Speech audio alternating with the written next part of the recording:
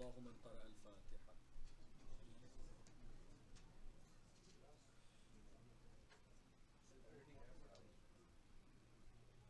من محمد وآل محمد صلوات صل على محمد وآل محمد.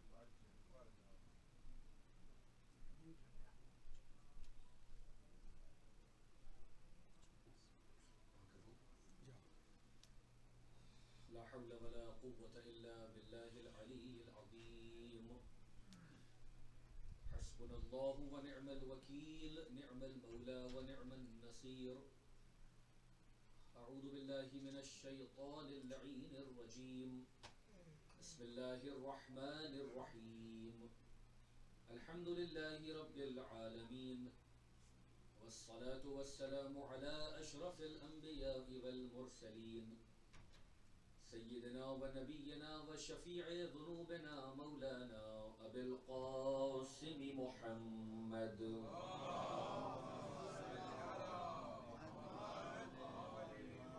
وآله الطيبين الطاهرين المعصومين المنتجبين المنتخبين المظلومين، ولعنة الله على أعدائهم أجمعين من الآن إلى قيام يوم الدين، آمين يا أحكم الحاكمين. أما بعد، فقد قال الله سبحانه وتعالى في القرآن الكريم: بسم الله الرحمن الرحيم. الحمد لله رب العالمين، الرحمن الرحيم، مالك يوم الدين. صلوات محمد وآل محمد.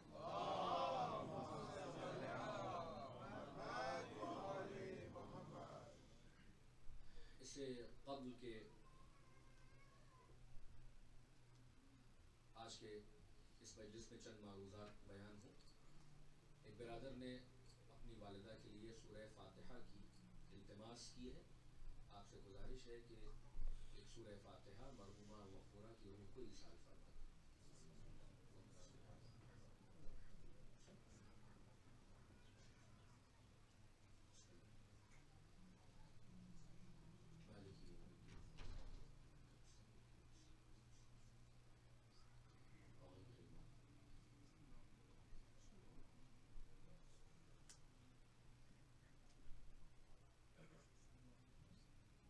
صلوات بر محمد و آل محمد. اللهم صل على محمد وآل محمد. تفسیر سورہ حمد کی روشنی میں معروضات آپ کی خدمت میں پیش ہو رہے ہیں، اور آج ہم 8ویں منزل میں داخل ہو رہے ہیں.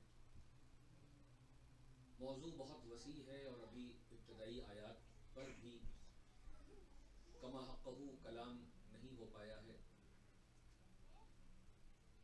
آپ کی خدمت عالیہ میں عرض کیا کہ اس کی شروعات، اس عظیم سورہ کی شروعات بسم اللہ الرحمن الرحیم سے ہے، جو اس کا جز ہے، جو اس سے جدا نہیں ہے. اور یہ سورہ ایک عظیم خاصیت یہ رکھتا ہے کہ لا صلاۃ الا بفاتحۃ الکتاب، کوئی نماز نہیں ہو سکتی جب تک کہ سورہ فاتحہ نہ پڑھ لیا جائے. اور جس نماز میں سورہ فاتحہ نہ پڑھا جائے اس نماز پر سورہ فاتحہ پڑھ دیتا ہے. اس کی عظمت کہ اللہ سے جب بات کرنا ہو تو سورہ حمد کو واجب قرار دیا ہے. اور اس کی شان یہ ہے کہ یہ سورہ 2 مرتبہ نازل ہوا. یہ مکی بھی ہے اور یہ مدنی بھی ہے. اس کی آیات 7 ہیں، 7 مثانی ہے. اور اللہ نے اس کو قرآن مجید کے مقابل، یعنی اس کے پیرالل بالکل دوسری جگہ پر جہاں قرآن مجید کا تذکرہ کیا، برابر سے سورہ حمد کا بھی تذکرہ کیا. اور اپنے حبیب پر احسان جتایا کہ ہم نے آپ کو 7 مثانی والقرآن العظیم عطا کیا. جب قرآن مجید کا پارٹ ہے سورہ حمد، تو الگ سے یہ کہنے کی کیا ضرورت ہے کہ ہم نے آپ کو قرآن مجید عطا کیا اور سورہ حمد عطا کیا. اس کا مطلب کہ سورہ حمد کا امتیاز اور ڈسٹنکشن تمام سورہائے قرآن سے بہت بلند ہے کہ ایک طرف پورا قرآن مجید ہے اور اس کے دوسری طرف الحمدللہ रब्बिल आलमीन है कि साथ में जिक्र हो रहा है। ये अज़मत सूरह हम्द, और इसीलिए इसको जहां मक्के में नाजिल किया वहीं इसको मदीने में भी नाजिल किया, कि ऐसा ना हो जाए कि कहीं मक्के वाले ये कहें कि हम वो हैं कि जिनके ऊपर सूरह हम्द नाजिल हुआ। तो अल्लाह का अदल का तकाजा है कि जहां मक्के को अपनी ज़ात से निस्बत दी है तो वहां सूरह हम्द को नाजिल किया, तो जब अपने हबीब की ज़ात से एक शहर को निस्बत दे दिया तो उसको भी तोहफे सूरह हम्द दिया। ये ना होने पाए कि मदीने वाले कहें कि हमारे पास सूरह हम्द नहीं आया। यही इसकी शान है। और आप देखें कि क्या वजह है कि इसको 2 मरतबा नाजिल किया है। एक तो ये आपके सामने, अब इसकी अजमत का एक और बाब आपके सामने रोशन करना है।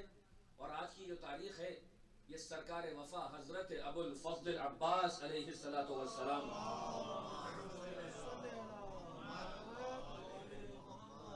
जो अकली में वफा के बेताज बादशाह के जहां वफाएं उनको सलाम करती हैं, थोड़ा सा कलाम उनकी ज़ात मुबारक पर भी करना मकसूद है दामन वक्त के अंदर। और आप मुतवज्जे हैं माशाअल्लाह, एहसानमंद हूँ आपका कि आप इस फ़कीर को सुनने चले आते हैं। परवरदिगार ने जहां इस कुरान की अजमत का जिक्र किया है, वो एक सूरा है जो बड़ा खास है और जिसके लिए बहुत ताकीद है रवायात मासूमीन में कि अपनी वाजिब नमाजों में उसको जरूर पढ़ा करो। अहले बैत को अलहम्द के बाद ये सूरा बड़ा पसंद है और वह है सूरह क़द्र। ताकीद है कि जिसने इस सूरे को नमाज में पढ़ा उसकी नमाजों का हाल भी बहुत बुलंद हो जाता है। बिलखुसूस मगरिबैन में सूरतुल क़द्र को तर्क न किया करो, ये हुक्म मासूम है। जहां तक कोशिश हो सूरह हम पढ़ा जाए, सूरह क़द्र पढ़ा जाए। इस सूरे को अगर आप इस पर थोड़ी देर गौर करें तो इस सूरे से अज़मत कुरान रोशन हो जाती है। ऐसे तो बहुत सी आयात हैं, आपके सामने खिदमत में पेश करता चला आ रहा हूं, लेकिन ये वो सूरा है कि जो खास सूरा है। और इसकी आज तहलील आपके सामने थोड़ी सी एनालिसिस पेश करना है कि देखिए, कुरान मजीद पढ़ने के लिए तो सभी पढ़ रहे हैं, मगर जिनके लिए ये कुरान इनकोडेड लैंग्वेज में डीकोड होती है, तो इस इनकोडिंग को डीकोड करने के लिए विलाए अहले बैत की जरूरत है। तभी ये इनकोडेड चीज डीकोड होगी, वरना तो ठीक है, सभी हैं कारियान कुरान हैं, एक से एक थे कि जो कुरान की तिलावत भी कर रहे थे और मुसहफ़े नातिक़ को ज़िबा भी कर रहे थे। जहां सिफ़ीन में जो है वो नेज़े पे कुरान को बुलंद कर लिया गया और तीरों से उसको पारा पारा कर दिया गया, तो जब चाहा जो चाहा कुरान के साथ कर लिया, क्योंकि ये सामित है ना, खामोश किताब है, बोलती नहीं है। साथ में इसीलिए नातिक़ को रखा था। अब अगर आप सूरह क़द्र पे गौर करें, पहली आयत देखिए, इन्ना अंज़लनाहु फ़ी लैलतिल क़द्र, हमने इस कुरान को लैलतुल क़द्र में नाजिल किया। तो कुरान की अज़मत क्या है कि यहाँ से जो नौजवान है वो इस पर गौर करें, बुजुर्ग बेहतर जानते हैं। अंज़लनाह का सीगा इस्तेमाल किया है, यानी मुकम्मल कुल का कुल कुरान दफ़अन एक मरतबा में नाजिल कर दिया है। कुरान के 2 नुज़ूल हैं। कोई पूछ सकता है कि अगर एक मरतबा में नाजिल हुआ तो ये मक्के से लेके और मदीने तक और आखिरी उम्र तक ये क्या नाजिल हो रहा था, फिर क्या कुछ और था अगर एक मरतबा हो गया? नहीं, कुरान का शीई जो एतिकाद है, जो अहले बैत से हमें अकीदा मिला कि कुरान मजीद का 2 नुज़ूल है। एक है नुज़ूल दफ़ई, यानी कुल का कुल कुरान एक मरतबा नाजिल हुआ, और दूसरा है नुज़ूल तदरीजी, यानी स्टेप वाइज जैसी जरूरत थी, जैसा कंडीशन थी, जैसी सिचुएशन थी, उसके मुताबिक आयात इलाही नाजिल होती रही।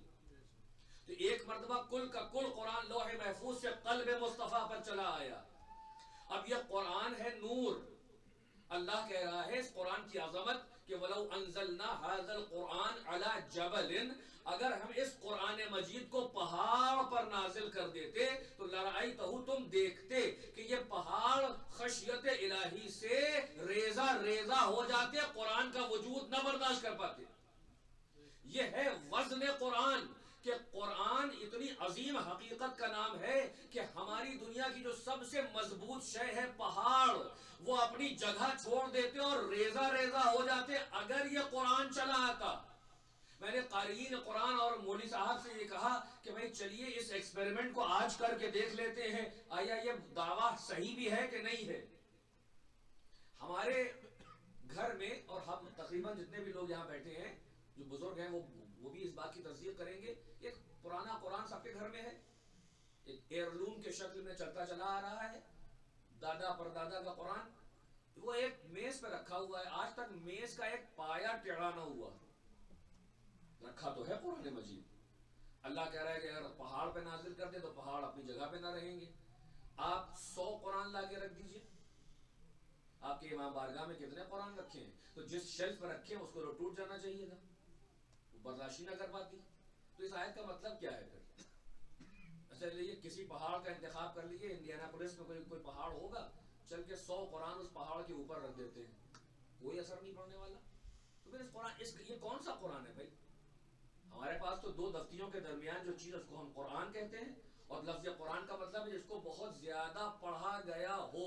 جب قرآن کہا جاتا ہے جس کو کثرت سے پڑھا گیا وہ قرآن ہے. تو پھر یہ کون سا قرآن ہے کہ جو پہاڑ پہ آ جاتا تو ریزہ ریزہ ہو جاتا؟ تو مولوی صاحب کہیں گے کہ ارے بھائی آپ یہ دفتی والا قرآن کیوں سمجھ گئے؟ یہ حقیقت وجود ہے کہ جس کے بارے میں اشارہ ہوا تھا کہ 4 وجود ہوتے ہیں. تو یہ اصل وجود اگر جو نور کی شکل میں ہے, اگر وہ پہاڑ پر نازل ہو جائے تو ریزہ ریزہ ہو جائے. اب میں ان سے کہتا ہوں کہ جو رسول کو اپنے جیسا کہتے ہیں کہ تمہاری دنیا کی مضبوط ترین شے پہاڑ تو قرآن کا وجود برداشت نہ کر پائے, اور قرآن کہہ رہا ہے کہ قلب مصطفیٰ پہ ڈائریکٹ نازل ہوا, تو اگر ہمارے جیسے بشر تھے تو محمد کو دنیا میں رہنا ہی نہیں چاہیے تھا. ایک صلوات بھیج دے محمد و آل محمد پر.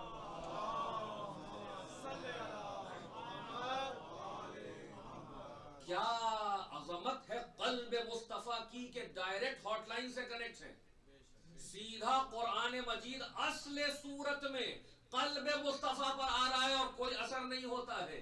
یعنی یہ وہ انسان ہے کہ جو انسان کامل ہے اس کائنات میں, وہ ہم جیسا نہیں ہے کہ جہاں اگر ذرا سی آیتیں آ جائیں تو ہڑبڑانے لگتے ہیں لوگ.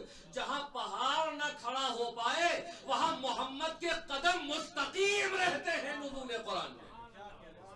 اسے محمد کہا جاتا ہے جو کتاب الہی کو اپنے اوپر لے لے. تو جو ایک مرتبہ پوری کی پوری حقیقت نازل ہوئی اسے قرآن نے کہا انا انزلناہ فی لیلۃ القدر. اب آپ بتائیے کہ جو ایک مرتبہ قرآن نازل ہوا اس کے بعد اب دوبارہ نہیں نازل ہونے والا پورا قرآن.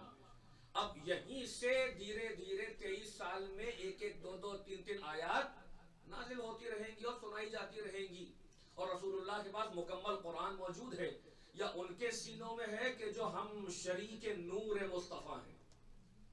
بل ہوا آیات بینات فی صدور الذین اوتوا العلم. آیت آگے بڑھی تو یہ ایک مرتبہ ہی نازل ہوا ہے, 2 مرتبہ نہیں ہوا ہے. اور یہ لیلۃ القدر کی عظمت کیا ہے؟ جس میں قرآن نازل ہو جائے وہ لیل کتنی مبارک اور معظم ہو جاتی ہے کہ اللہ پھر قصیدہ پڑھ رہا ہے کہ لیلۃ القدر خیر من الف شہر. ایک رات کے جس میں قرآن نازل ہو جائے وہ 1000 مہینوں سے افضل ہے. تفسیر باطنی میں امام سے پوچھا گیا کہ مولا اس کا کیا مطلب ہے؟ کہا ظاہر تو وہ ہے اور باطن یہ ہے کہ ایک رات محمد و آل محمد کی 1000 مہینے بنی امیہ سے افضل ہے اس کائنات میں. 1000 سال کی حکومت ایک طرف اور ایک طرف یہ اعلان کہ من کنت مولا فہذا علی مولا. صلوات بھیج دے محمد و آل محمد.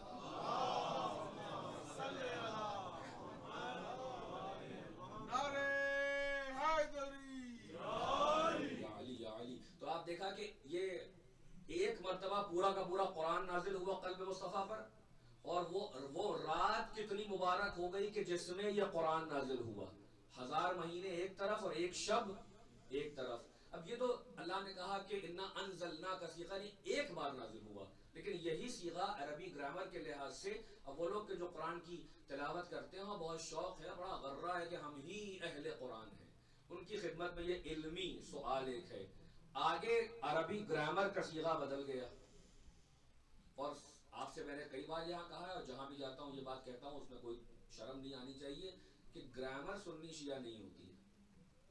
یہ شیعوں والی گرامر آئے، یہ سنیوں والی گرامر ہے. گرامر ہوتی ہے، یہ اہل سنت اور تشیع کی کوئی اپنی گرامر نہیں ہے. گرامر کے اصول یونیورسل ہیں. اب آپ جو بھی لوگ یہاں پہ عرب موجود ہیں ان سے جا کے پوچھیے کہ صیغہ جب بدل رہا ہے تو اب اس کا کیا مطلب ہے. ایک ورڈ عربی میں ہوتا ہے، اس کا نام ہوتا ہے استمرار. استمرار کہتے ہیں وہ چیز جس میں کنٹینیوٹی پائی جائے. آپ کے یہاں پریزنٹ کنٹینیوس ٹینس، وہ ٹینس کہ جس میں ایکشن ہو تو رہا ہے اور آگے تک جا رہا ہے، کہیں رکا نہیں ہے، کنٹینیو رہا وہ ایکشن، وہ پریزنٹ کنٹینیوس ٹینس ہے. یہاں پہ اللہ نے دیکھیں بدل دیا، تنزل الملائکۃ والروح. انزل الملائکۃ والروح نہیں کہا ہے، تنزل. کسی سے جا کے پوچھے کیا مطلب ہے، کہا روح اور ملائکہ نازل ہوتے رہتے ہیں. اور کیجئے گا کہ باب فضیلت اہل بیت روشن ہو رہی ہے. سامنے کی باتیں تو کوئی تعصب نہیں کر سکتا کہ نہیں آپ بلا وجہ سے شیعی تفسیر پیش کر رہے ہیں. نہیں، قرآن کی تفسیر ہو رہی ہے. تنزل الملائکۃ والروح فیہا بإذن ربہم من کل امر. ایک تو یہ ملائکہ نازل ہوتے رہتے، تو مان لیا کہ رسول اللہ کے دور میں جب قرآن آیا ہے تو لے کے آئے، لیکن جب تک رسول اللہ حیات پہ رہے جب بھی شب قدر آتی تھی تو یہ ملائکہ نازل ہوتے رہتے تھے. اب یہاں پہ دو کویسچن ہیں، کیا لے کے نازل ہوتے ہیں اور کس پر لے کے نازل ہوتے ہیں.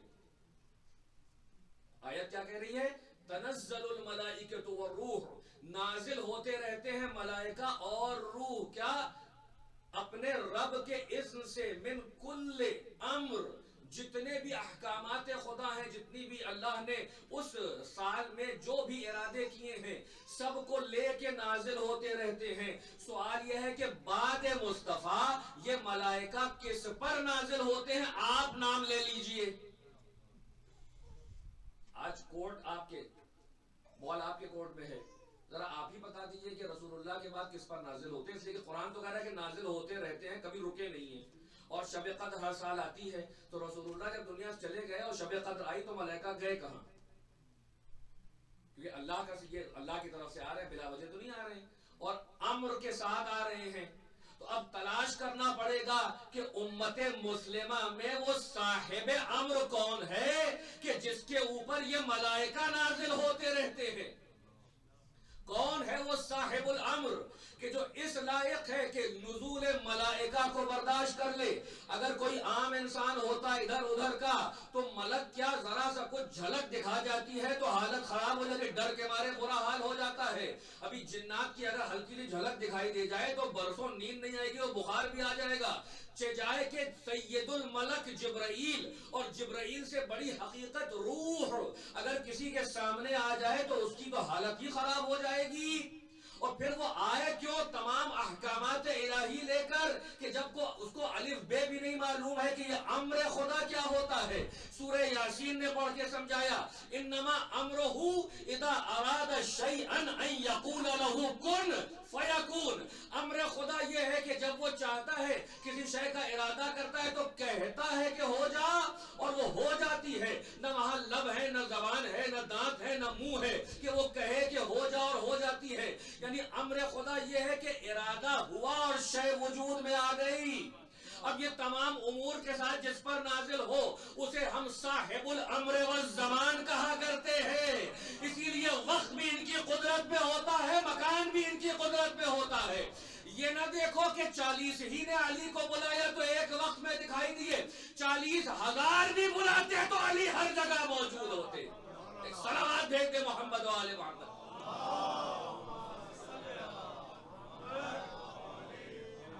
گزارش ہے کہ صلوات پڑھتے ہوئے آگے تشریف لیں.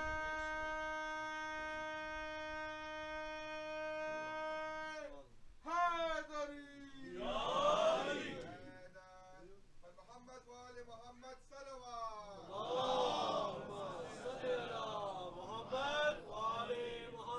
اللہ سلامت رہے. تو یہ ہے صاحب الامر والزمان. اب امت مسلمہ کے پاس ہے کوئی جھوٹی روایت گڑھ دیتے ہیں کہ ہم پر ملائکہ آتے ہیں، ہم پر وہ شب قدر میں نازل ہوتے ہیں. دیکھیے بہت کچھ اہل بیت کی فضیلتوں کو چرایا گیا، مگر وہی اپنی اوقات دیکھ کر کے جتنا تھوڑا بہت فٹ کر سکتے ہو تو وہ کر لیا. مگر بعض وہ باتیں ہیں کہ جو کسی کی ہمت نہیں ہے. کون یہ دعویٰ کرے کہ ہم پر ملائکہ نازل ہوتے ہیں اور یہ تمام امور لے کے ہمیں جن کو اپنے بارے میں خبر نہ ہو کہ بھی اگلے 1 منٹ میں کیا ہونے والا ہے، وہ امور امت مسلمہ اور امور کائنات اپنے ہاتھوں میں لیں گے. یہ وہی لے سکتا ہے کہ جو ادھر سے امر کے لیے اپوائنٹڈ ہو. اور ابھی میں نے آپ کو امر کے بارے میں بتایا کہ انما امرہ، سورہ یاسین کی آیت، اذا اراد شیئا، امر یہ ہے کہ جب اللہ ارادہ کرتا ہے کسی شے کا تو بظاہر ہمیں سمجھانے کے لیے کہتا ہے ہو جا تو وہ ہو جاتی ہے. اب اسی امر خدا کے مظہر ہیں اہل بیت اطہار اس کائنات میں. کوئی کہے کہ ذرا دکھائیے کہ بھئی یہ کہاں ہوا، تو ہم اس کو فوراً تاریخ کے دریچے میں لے چلیں گے. آؤ دیکھو علی مرتضیٰ کے سامنے کوئی بن کے لے کے آئے تھے نا کچھ لوگ، ایک زندہ کو مردہ بنا کے لے کے آئے تھے اور کہا تھا یا علی اس کی نماز جنازہ پڑھا دیجئے. علی 3 ہی موقع دیتے ہیں انسانوں کو ہلاکت سے بچنے کے لیے. 3 بار مولا نے پوچھا نماز جنازہ پڑھا دوں، نماز جنازہ پڑھا دوں گا. یا علی نماز جنازہ ہی پڑھانے کے لیے آئے ہیں. ادھر علی نے تکبیر کہا اللہ اکبر، ادھر جو کہ یہ اولی الامر ہے لہذا اولی الامر کے قبضے میں تنزل الملائکۃ والروح بھی ہوا کرتا ہے. تو جو ملک الموت ہے وہ غلام علی ابن ابی طالب ہے. ادھر علی نے اشارہ کیا، ملک نے روح کو قبض کر لیا اور ادھر نماز پوری ہوئی. یہ لگے تالیاں بجانے کے آج تو بڑا بے وقوف بنایا. ارے بڑے دعوے کرتے ہو سلونی کے، ہم زندہ کو مردہ بنا کے لائے تھے، بظاہر وہ لیٹا ہوا تھا. علی نے بھی ایک الہی مسکراہٹ آپ کے منہ پہ آئی اور کیا شان سے کہا ہے اٹھا کے تو دیکھو کیا ہوا.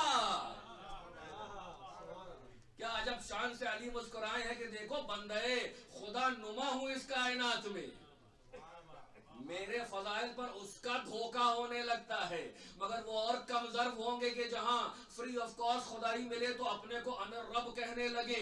میں وہ بندہ مجتبی و مرتضی ہوں کہ جب بھی کوئی فضیلت دکھاتا ہوں سجدے میں جا کے بتاتا ہوں کہ میں خدا نہیں ہوں، وہی خدا ہے جو میرا بھی خدا ہے تمہارا بھی خدا ہے. صلوات بھیج دے محمد و آل محمد.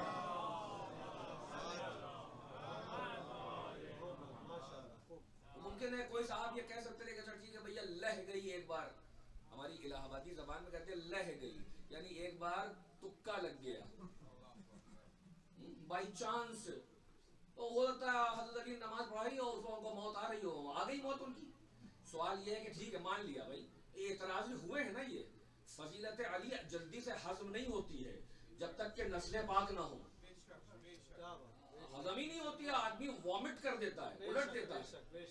حدیث معصوم کی روشنی میں کہہ رہا ہوں کہ ہمارا امر اتنا بھاری اور وزنی ہے کہ ہر ایک برداشت نہیں کر سکتا. اپنی ماؤں کو دعائیں دیں کہ آپ بیٹھے ہیں اور فضیلت علی پہ واہ جو کہہ رہے ہیں، یہ اس بات کی دلیل ہے کہ آپ پاک و پاکیزہ سلسلے سے یہاں چلے آ رہے ہیں. صلوات بھیج دے محمد و آل محمد پر.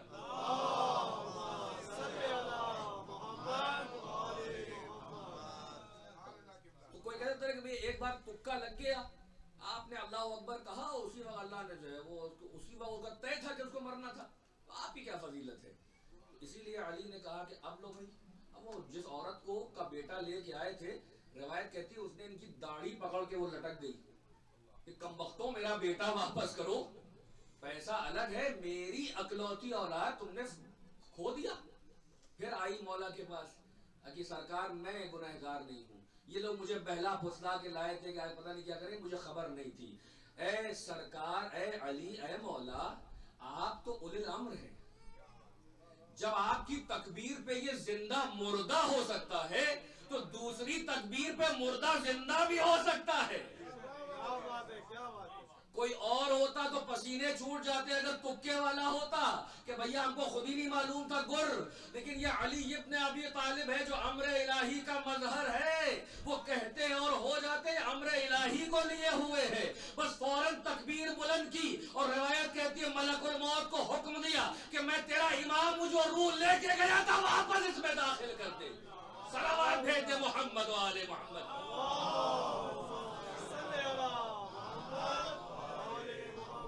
یہ ہے شان مرتضوی. یہ موت و حیات پر ایک تصرف رکھتے ہیں. اور یہ کوئی خطیبانہ انداز نہیں ہے کہ ہم کہیں کہ شیعوں نے اپنا عقیدہ کر لیا ہے. اس کی دلیل بھی سن لیں اور بات کو اگلے مرحلے میں پہنچا دوں. ایک صلوات بھیج دے محمد و آل محمد.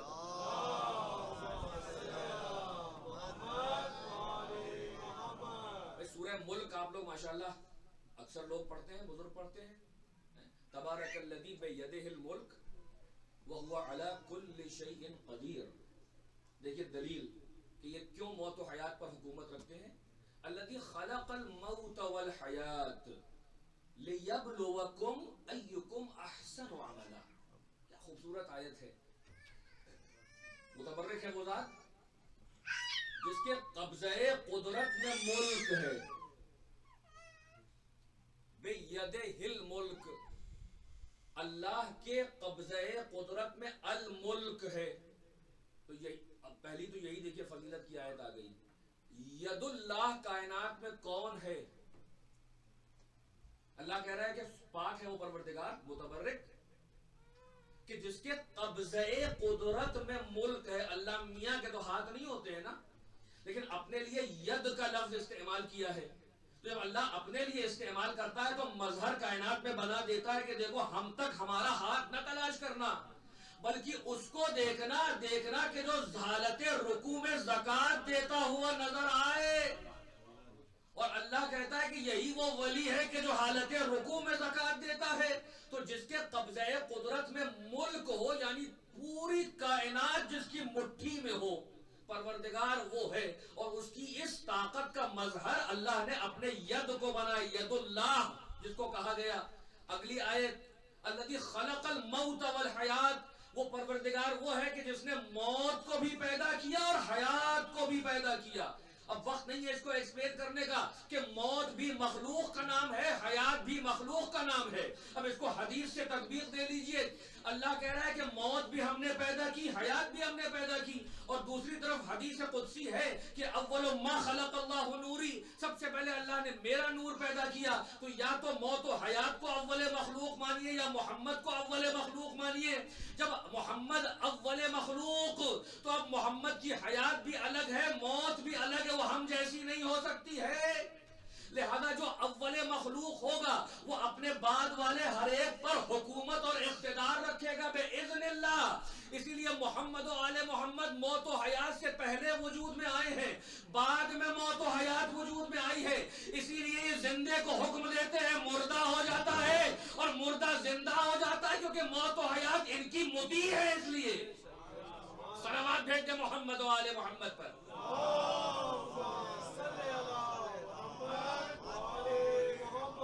یہی وجہ ہے کہ پہلے علی نے یہ کرشمہ دکھایا, یہ معجزہ دکھایا, اور 8ویں علی نے, علی ابن موسیٰ الرضا علیہ السلام,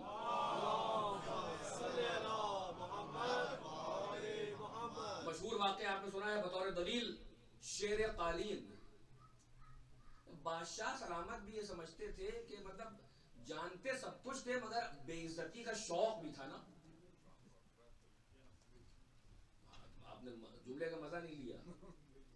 بے عزتی پروف تھے, شوق تھا بڑا بے عزتی کا. اہل بیت کو ٹیسٹ کر رہے ہو. امام رضا کی دعوت ہے, جادوگر بلا لیے ہیں. یہ واقعہ ایک امام سے اور بھی ملتا ہے, مگر میں 8ویں امام سے اس کو پڑھ رہا ہوں. بہت غرہ ہے کہ دیکھیں اب آج معاذ اللہ خاکم بدہن ان کو بے عزت کریں گے. بڑے ایکسپرٹ بلائے جادوگر, کہا جیسے ہی یہ علی ابن موسیٰ رضا روٹی اٹھائیں چپکے سے چھین لینا. 3 بار ایسا ہوا.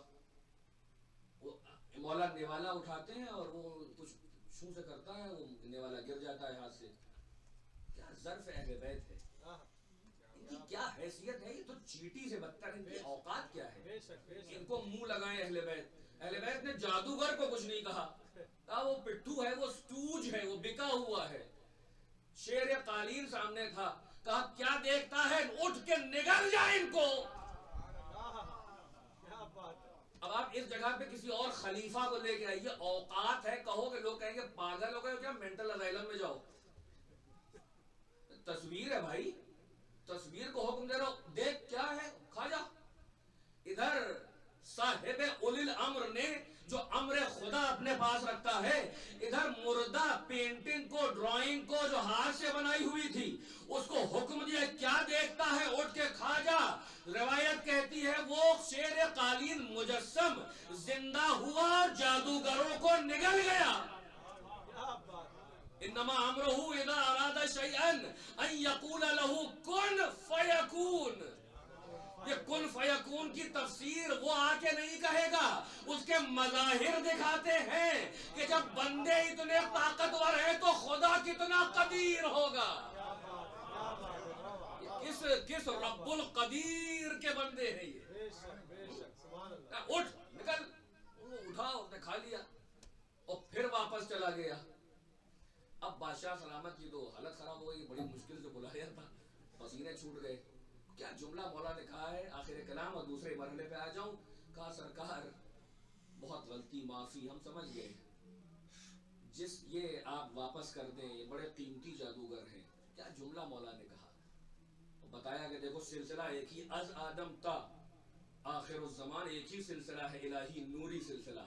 कहा अगर मूसा के असा ने दरबारे फिरौन में जादूगरों के निगले हुए सांप को वापस कर दिया होता तो मेरा ये शेर भी वापस कर देता। उधर असा ने वापस नहीं किया, मेरा शेर भी वापस नहीं करने वाला। सलावत भेज दे मोहम्मद वाले मोहम्मद।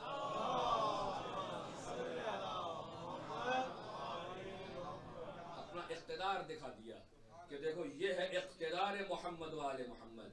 अब इस इख्तिदार के बाद अगर ये गर्दन कटवा ले तो इन्हें मजबूर न निकला, ये मजलूम है कायनात। मजबूर तो कोई कर ही नहीं सकता है, इसकी हिम्मत है कि जो अहले बैत को मजबूर करेगा।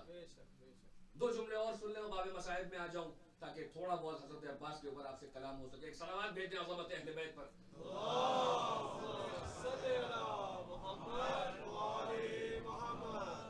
तो ये वो बिस्मिल्लाहिर्रहमानिर्रहीम है जो हर सूरह का जुज है, और ये सूरह हम जो है वो मक्की भी है, मदनी भी है, मगर एक सूरह का जुज नहीं है, उसमें नहीं पढ़ना है आपको। वहां पढ़ना है बिस्मिल्लाहिल क़ह्हार वल जब्बार, यानी सूरह तौबा, सूरह बराअत कहते हैं हमसे। तो कुरान में इतना मोटा मोटा बराअत लिखा है, तबर्रा हम करें तो चिढ़ होने लगती है। अक्ल में पत्थर नहीं है तो क्या है। ये बराअत जो है ये किस लफ्ज़ से निकला, तबर्रा बराअत से निकला ना। अल्लाह तबर्रा करवा रहा है तो कोई टेंशन नहीं है। हमने कुछ कह दिया तो बुरा मान गए। हम हक को, जिसका जो हक है उसको वो देते हैं, जो लानत का मुस्तहिक है वो लानत पाके रहेगा। आप किसी को दे दीजिए, लानत रिबाउंड होके मुस्तहिक तक को ढूंढ लेती है। बेशक बेशक बेशक, क्या बात है। सलावत पर मोहम्मद व आले मोहम्मद।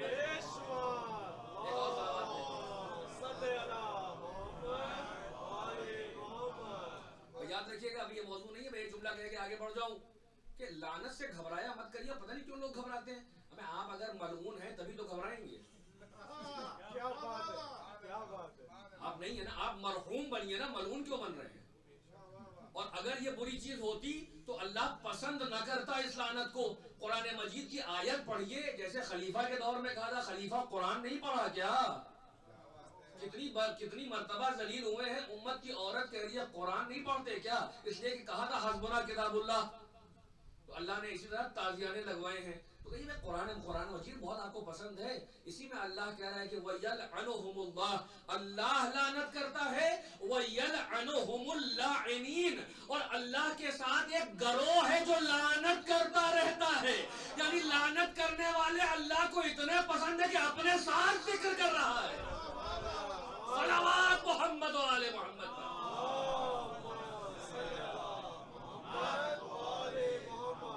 कुरान का हकीकत कुरान है, इससे थोड़ी ना इनकार कर सकते हैं आप। और अगर इस पे इनकार करिएगा तो फिर क्या कहूँ कि हुसैनी कैंप से भी जाइए, बाहर जाइए ना। फिर आपको तबर्रा से उलझन है, आपको लानत से उलझन है। कितनी मुरव्वत है भाई। लानत का मतलब गाली तो नहीं होती है। खुदा दुश्मनान अहले बैत पर लानत करे, इसमें क्या टेंशन है। ठीक है, हम ही तो हैं कि जो इत्तेहाद उम्मत का दर्द रखते हैं, उधर से कभी कोई पहल नहीं होती है। सारा टेंशन हम ही को है कि बुरा ना लग जाए, ये ना हो जाए, वो ना हो। तुम हमारे गले काटो, तुम हमारी मस्जिदों شہید کر دو، ہم کہیں کہ اتحاد کر لو آگے. تو قاتلوں سے اتحاد نہیں ہوتا ہے، محبان اہل بیت سے اتحاد ہوتا ہے. ہم قاتلوں سے اتحاد نہیں کرتے.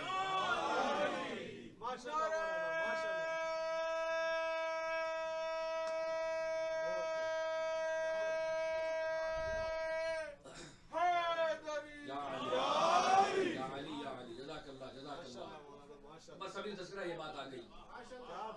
اتحاد، ہم اتحاد کے ہرگز مخالف نہیں ہے. اسلام تو دین اتحاد ہے، اور قرآن کا حکم ہے کہ وَاعْتَصِمُوا بِحَبْلِ اللَّهِ جَمِيعًا، اللہ کی رسی کو مضبوطی سے تھام لو. وَلَا تَفَرَّقُوا، اور تفرقہ نہ پیدا کرو. اللہ نے رسی کہا ہے، رسی کے دو، ایک سرے کو رسی نہیں کہا جاتا جب تک دو سرے نہ ہوں. یہ دو سرے قرآن اور اہل بیت والی رسی ہے. جب قرآن اور اہل بیت کی عروۃ الوثقی بن جائے تو اسے مضبوطی سے تھام لو. یہ اللہ نے کہا ہے، کسی رسی وسی کی بات نہیں کی ہے. عروۃ الوثقی، وہ مضبوط رسی کہ جو قرآن اور اہل بیت سے گند کے بنتی ہے. لہذا جو اہل البیت کا نہیں ہے تو وہ ہمارا کیا ہے، ہم سے کیا مطلب. ہمیں اس سے اتحاد نہیں کرنا ہے.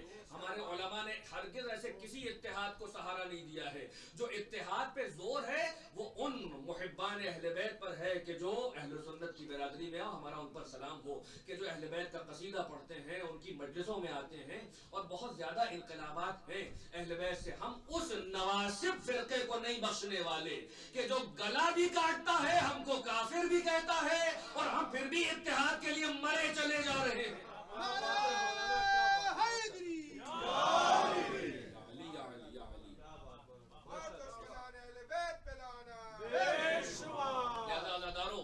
جو بھی محمد و آل محمد سے محبت کرتا ہے.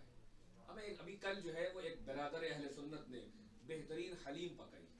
میں خود پرسنلی وہاں گیا، دل سے دعا دی. یہ ہے ادائے محبت.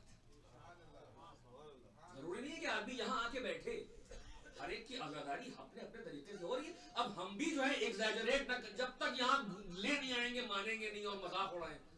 یہ سیرت اہل بیت کے خلاف ہے. ایسا کوئی کام نہ کریے کہ دروازے کے باہر جو حر بن سکتا ہو وہ آپ کی وجہ سے اندر نہ آ پائے. اپنے میں بھی تو غور کر لیں.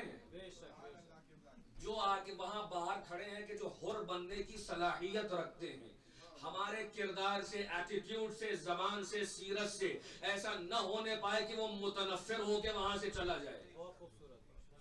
آپ سیرت اہل بیت پر ہیں، بلائیے اپنے یہاں. اور اگر نہیں بھی آتے ہیں تو وہ ادائے محبت ہے. کس خلوص سے آقا حسین کی وہ نظر پکا رہا تھا، دل سے دعا نکل رہی تھی.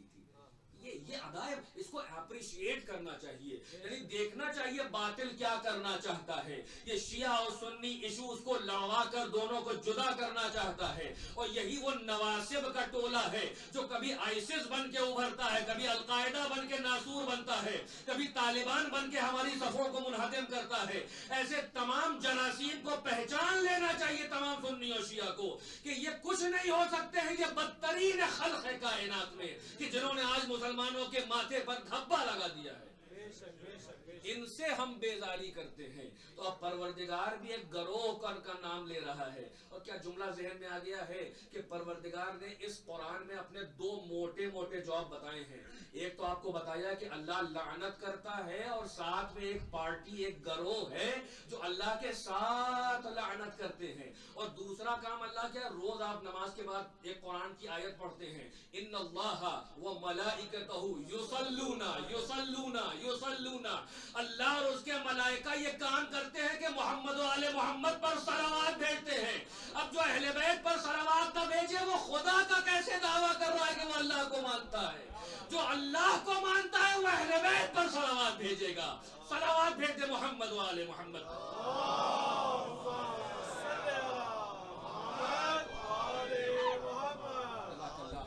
بس میرا جو ہے وہ آج کا بیان یہیں پر روکتا ہوں. انشاءاللہ کل بقیہ باتیں جو فضائل کی بچی ہیں وہ کل عرض کروں گا. ہاں عزاداروں، یاد رہے کہ ہم نے ابھی آپ سے کہا نا کہ اپنی ماؤں کو سلام کریں، ماؤں کو دعائیں دیں. صادق آل محمد کی ایک حدیث ہے کہ آپ نے فرمایا کہ جب بھی کبھی اپنے دلوں میں ہماری محبت کی کی خنکی محسوس کرو، محبت کی ٹھنڈک محسوس کرو، فوراً اپنی ماں کی حق میں دعا کیا کرو. اس لیے کہ یہ مولا کا جملہ ہے کہ اس نے امانت میں خیانت نہیں کی. اب یہ ہماری مائیں ہیں، ہم گنہگار تو مائیں گنہگار.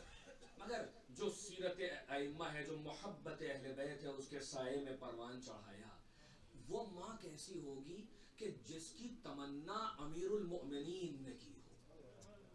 ہاں زیادہ میں آ گیا باب مصاحب میں.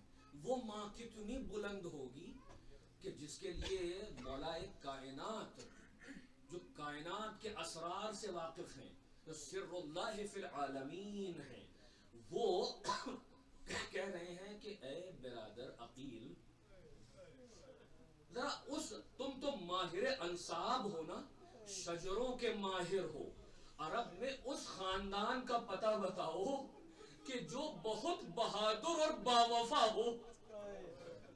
میں کہوں گا آقا آپ تو امیر المومنین ہیں، اللہ کا علم آپ کے اندر ہے، آپ علم خدا کے مظہر ہیں، یہ آپ تو جانتے ہیں، بخوبی جانتے ہیں. آقا کہیں گے سمجھے نہیں، میں عقیل سے پوچھ کر ایک طرف عقیل کو تیار کر رہا ہوں کربلا کے لیے، اور دوسری طرف دوسروں سے کہہ رہا ہوں کہ جب علی اپنی ایک یادگار حسین کی مدد کے لیے کربلا کے لیے تیار کر سکتا ہے تو اے شیعوں، اے مسلمانوں، میرے وقت میں تم کیوں نہیں تیاری کرتے ہو حسین کے لیے؟ ہاں جناب عقیل کہتے ہیں کہ آقا میں ماہر انصاب ہوں، ایک قبیلے کو جانتا ہوں، یہ قبیلہ بنی کلاب ہے، یہ عظیم قبیلہ ہے، یہاں کی خواتین نہایت بزرگ ہوتی ہیں، شجاع و بہادر و باوفا ہوتی ہیں. آپ نے سنا کہ جو بی بی اب آئی ہے بیاہ کر علی کی ڈیوڑی پر، تو دیکھیے ماں کے اثرات بچوں میں منتقل ہوتے ہیں. میری مائیں اور بہنیں سن رہی ہیں، جتنا اپنے کو پاکیزہ کریں گی مودت اہل بیت سے، اپنے کو معطر کریں گی ولایت سے، یہ ٹرانسفر ہوتی ہے نسل میں، جینیٹک کوڈ میں چلی جاتی ہے. اب ماں کیسی آئی ہے کہ ابھی بیاہ کے آئی ہے، ایک جملہ کہتی ہے، ارے حسن و حسین نے اماں کہہ کے بلایا تو روایت کہتی ہے کانپ گئی، کہا نہیں نہیں ہے میرے شہزادوں، ارے میں ماں نہیں خادمہ بن کے آئی. یہ ہے عظمت اہل بیت، یہ معرفت اہل بیت. اور دیوڑی پہ آ کے بیٹھ گئی، برابر نہیں بیٹھی ہیں، کہا بچوں میں خادمہ بن کے آئی ہوں. ارے اسی بی بی کو ام البنین کہا گیا. کربلا سے پہلے جب کوئی ام البنین کہتا تھا تو بی بی خوش ہوتی تھی، اس لیے کہ اللہ نے 4 بیٹے مولا کائنات سے ان کو عطا کیے، اور چاروں کا جواب نہیں ہے، جن میں سب سے جو عظیم ہے وہ قمر بنی ہاشم، قمر بنی ہاشم، عباس ابن علی ابن ابی طالب. ارے جس کو دیکھنے کے لیے لوگ اپنا کام چھوڑ دیتے تھے. اب مدینے کی روایت ہے کہ علی اکبر اور عباس جس گلی سے گزر جائیں تو اتنے خوبصورت اور حسین تھے کہ لوگ اپنا کام چھوڑ کے زیارت کرنے لگتے تھے. تو علی اکبر اور عباس کو نقاب چہرے پہ ڈال کے نکل، اسی لیے نہیں قمر بنی ہاشم کہا ہے. آزاداروں، آج مولا عباس کا ماتم ہے، اس جری و سخی و بہادر کا ماتم ہے کہ جو اطاعت معصوم پہ درجہ کمال پر تھا. پوری کائنات کے لیے اگر کوئی ایگزامپل بن سکتا ہے کہ کیسے امام کی اطاعت ہوتی ہے تو وہ عباس ابن علی کی مثال ہے. عزیزاروں، کربلا سے پہلے ام البنین خوش ہوتی جب ام البنین کہا جاتا تھا، مگر کربلا کی شہادت میں کے بعد جب کسی نے کہا اے ام البنین تو سر پیٹ کے رونے لگتی تھی، ارے اب میرے بچے کہاں رہے کہ میں ان کی ماں ہوں. ہاں یہ وہی معظمہ ہیں کہ بقی میں جاتی تھی اور عباس کی قبر کا نشان بناتی تھی کہ میں عباس کو روؤں گی، نہیں میں عباس کو نہیں روؤں گی، میں جعفر کو روؤں گی، میں جعفر کو نہ روؤں گی، میں محمد کو روؤں گی. ارے چاروں بیٹوں کی قبر کے نشان بناتی تھی اور ایک عجب مرثیے کا جملہ کہتی تھی، میں ان چاروں پہ نہیں رونے والی اس لیے کہ ان کی ماں موجود ہے. ارے میں اس لال پہ روؤں گی جس کی ماں پہ دروازہ گرایا گیا تھا، ارے جس کی پسلیوں کو توڑ. اجرکم علی اللہ، اجرکم علی اللہ. ہاں یہ عباس ہیں کہ جن کی تربیت ہو رہی ہے. ایک بچپنے کا واقعہ اور میں کربلا تک آ جاؤں. ارے بچپنے کا واقعہ ہے کہ آقا حسین کو پیاس بہت لگتی تھی. سیدہ نے امیر المومنین سے وصیت کی تھی کہ اے آقا میرے بعد میرے حسین کا خیال رکھیے گا، حسین بہت پیاسا رہتا ہے. بیوی کی ایک ان کی عادت تھی کہ آقا حسین کے سرہانے جہاں وہ سوتے تھے وہاں پہ ایک کوزہ پانی کا ہمیشہ رکھا رہتا تھا کہ میرا حسین کبھی رات میں جاگے تو پانی کے لیے ترسے نہیں. ارے ہاتھ بڑھا کے پانی پی لے. میں کہوں گا سیدہ ارے بہت آپ نے اہتمام کیا تھا، ذرا کربلا چلی آئیے. ایک قطرہ آب. اجرکم علی اللہ. ہاں آقا روایت ہے کہ ایک بار مسجد میں آقا بیٹھے ہیں، درس ہو رہا ہے اور آقا کو پیاس لگی.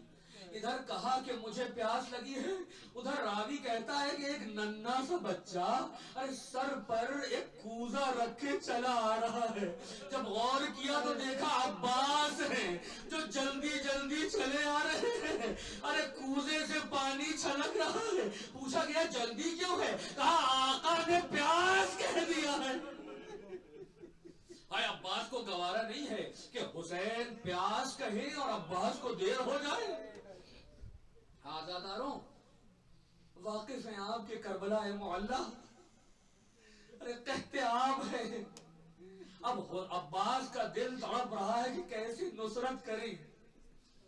ابھی آپ کے سامنے علم بھی آئے گا اور علم میں ایک رسم ہے کہ علم کے ساتھ ایک مشکیزہ بنا رہتا ہے.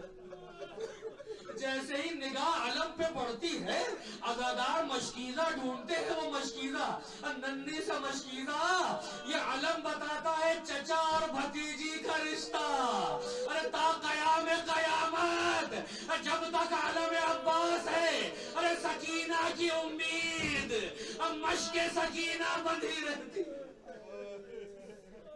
عزاداروں آقا کے پاس آتے ہیں. اے آقا اب اجازت دے دیا، اب سینہ تنگی کرتا ہے. ارے دشمن تانے دے رہا ہے، کیا حسین اب کوئی نہیں بچا ہے؟ ایک عجب جملہ مولا کہتے ہیں اے میرے بھائی ارے تم تو میرے لشکر کے علمبردار ہو، تم تو میرے لشکر کے علمبردار ہو، علمبردار ہو، علمدار حسینی. ایک عجب جملہ عباس کے دہن سے نکلا. اے آقا ارے اب وہ لشکر کہاں رہا؟ ہائے عباس ارے اکبر قتل ہو گئے، ارے قاسم زندہ پامال، اور محمد شہید، حبیب رخصت ہوئے، ارے حر قتل ہوئے، مسلم قتل ہوئے. واہ حسینہ واہ عباسہ. اے آقا اب وہ لشکر کہاں جس کا میں علم بردار. ارے حسین نے موضوع کو بدلا. کہا بھیا ذرا دیکھتے ہو یہ العطش کی صدائیں آ رہی ہے، ارے ذرا پانی کا کچھ انتظام کر دو. بس عباس کے دل میں خوشی کی لہر کہ موقع تو ملا جنگ کا. آقا نے اجازت جنگ کی بظاہر نہ دی، ارے ایک نیزہ دیا جری کو. ارے خوشی خوشی اب سکینہ کے پاس آئے. اے چچا کی جان ارے جلدی سے مشکیزہ لے آ. ارے بچوں میں خوشی کی لہر. جملہ مقتل میں ملتا ہے.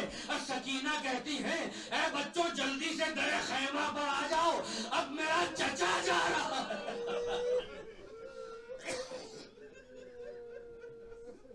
اجرکم علی اللہ. کس حسرت سے سکینہ نے عباس کو مشکیزہ دیا ہوگا. اور ایک جملہ اور کہتی ہے اے چچا میں صبح سے دیکھ رہی ہوں ارے جو گیا ہے وہ واپس نہ آیا. اے چچا ارے ایسا نہ ہو کہ آپ بھی واپس نہ آئے. ارے عباس نے سکینہ کو گلے سے لگایا. اے چچا کی جان ارے تیرا چچا پانی لینے جا رہا ہے، مقدر خیمہ پر منتظر رہنا. ارے سکینہ نے بچوں کو ننھے ننھے جمع کیا. آؤ بچوں مل کے دعا کریں ارے میرا چچا واپس آ.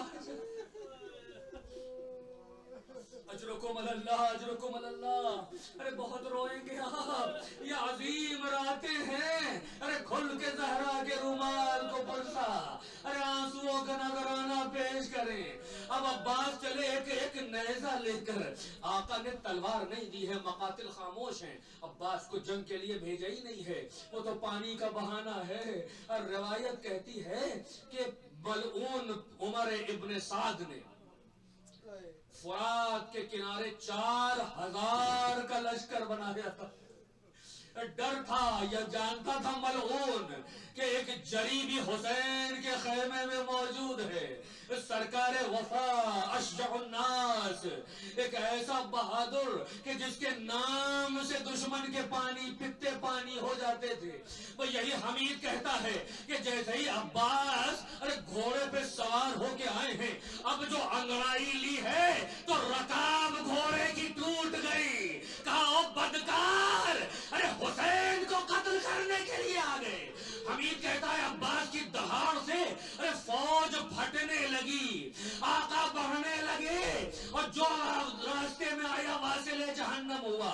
ارے عباس نے اپنے کو خیر کو دریا تک پہنچا دیا۔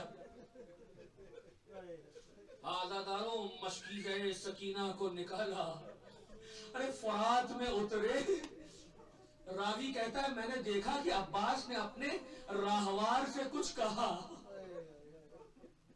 روایت میں آیا ہے کہ عباس کو احساس ہوا کہ یہ گھوڑا برابر سے پیاسا ہے۔ کہتے ہیں اسب باوفا، اے عباس کے باوفا گھوڑے، ذرا تو پانی پی لے، برابر سے پیاسا ہے۔ اور روایت کہتی ہے کہ کیا فراست ہے اس اسب کی، اتنا باوفا ہے کہ آقا پیاسا ہے، ارے اپنا منہ پھیر لیا، گویا زبان بے زبانی سے کہا ہوگا ارے آقا میں جانور سہی مگر میں شقی و ملعون نہیں ہوں، ارے میں نے دیکھا ہے اب بالی سکینہ تڑپ رہی ہے، ارے سکینہ پیاسی اور میں پر۔ ہاں گھوڑے نے پانی پینے سے انکار کیا، عباس نے پورے مشکیزے کو پانی سے بھرا۔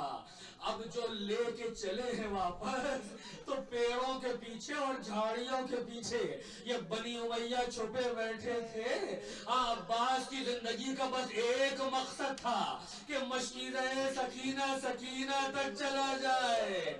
عزاداروں، ارے جب انسان کسی ایک طرف متوجہ ہوتا ہے تو وہ بڑے سے بڑا بہادر ہو، ارے جب مرکوز ایک طرف نگاہ ہو تو ادھر ادھر سے غفلت آ جاتی ہے۔ ہاں یہ کیسے ممکن ہے کہ عباس جیسا بری اور جری اور بازو قلم ہو جائیں؟ ارے عباس کو بازوؤں کی پرواہ نہیں تھی، عباس کی نگاہ مشکیزے پر تھی کہ بس کیسے خیام تک پہنچے۔ ادھر سکینہ کہہ رہی ہیں ارے بچوں چچا کا عالم نظر آ رہا ہے، ارے چچا آنے والا ہے۔ عباس بڑھ رہے ہیں، ناگہاں ایک ملعون نے ایک ایسا گرز مارا، ارے عباس کا سر پھٹا مگر عباس رکے نہیں، گھوڑے کو ایڑ لگائی۔ ایک ملعون نے، عمران ابن حسین ملعون نے، ارے بایاں بازو داہنا ہاتھ قلم کیا، سرکار وفا کا ہاتھ قلم ہوا، ارے دوسرے ہاتھ سے لجام فرار، ملعون نے دوسرا وار کیا، ارے دوسرا بازو۔ آج جو کربلا کی زیارت کو جاتے ہیں وہ دیکھتے ہیں کف کف العباس نام کی جگہ ہے، پہلے داہنا بازو پھر بایاں بازو تھوڑی دیر میں ہے، ارے زائرین دیکھ کے زندہ رہ جاتے ہیں۔ عباس کے دونوں ہاتھ کٹ گئے، سرکار وفا رکے نہیں، ارے مشکیزے کو دانتوں میں دبایا، میری حسرت ہے سکینہ، ارے ادھر شمر نے اشارہ کیا، حرملا عباس کی جان ارے اس مشکیزے میں ہے، تیر سے شعبہ ارے گنگناتا ہوا اب مشکیزے کو چھیدا۔ حمید کہتا ہے جس تیزی سے عباس بڑھ رہے تھے، ارے گھوڑے کو ایڑ لگائی، اب باوفا اور جری اب آگے نہ بڑھا، ارے جان عباس مشکیزے میں عباس گھوڑے سے نیچے آئے، ارے اتنے تیر لگے، ایک تیر پیشانی پہ لگا، کئی تیر آنکھوں میں چلے گئے، ارے نبض ساتھ چھوڑنے لگی، جری نے آواز دی، اے آقا، ارے سلام آخر،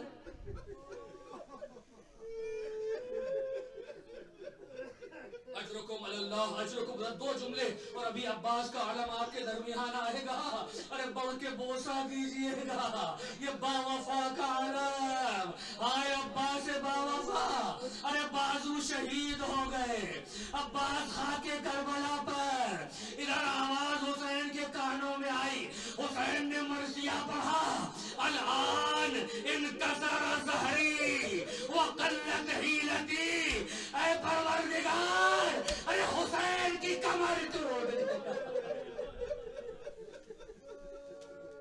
آئے عباس، ارے زینب کا مرثیہ ہوگا، اے میرے بھیا، ارے جب تک تم زندہ تھے کسی کی مجال نہیں تھی کہ زینب کی طرف نگاہ اٹھائے، اے بھیا تم دنیا سے گئے، ارے اشقیا خیموں میں آ گئے، زینب کو تازیانہ مارا، ارے ردا چھینی، ظالم جانتا تھا اب بھیا عباس نہیں ہے،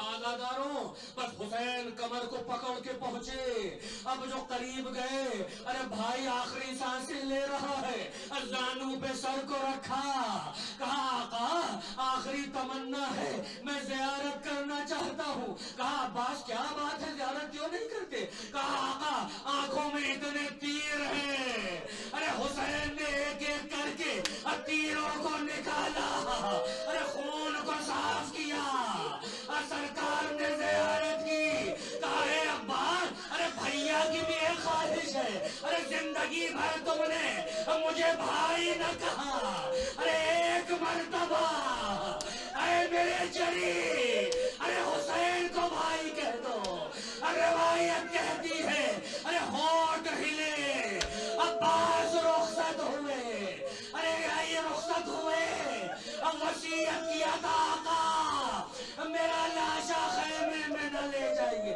میں شرمندہ ہوں، آقا نے ارے علم کو اٹھایا، لے کے آگے بڑھے، علم اندر آ رہے ہیں، ارے سکینہ نے دیکھا اب بچوں علم آ رہا ہے، اب جو حسین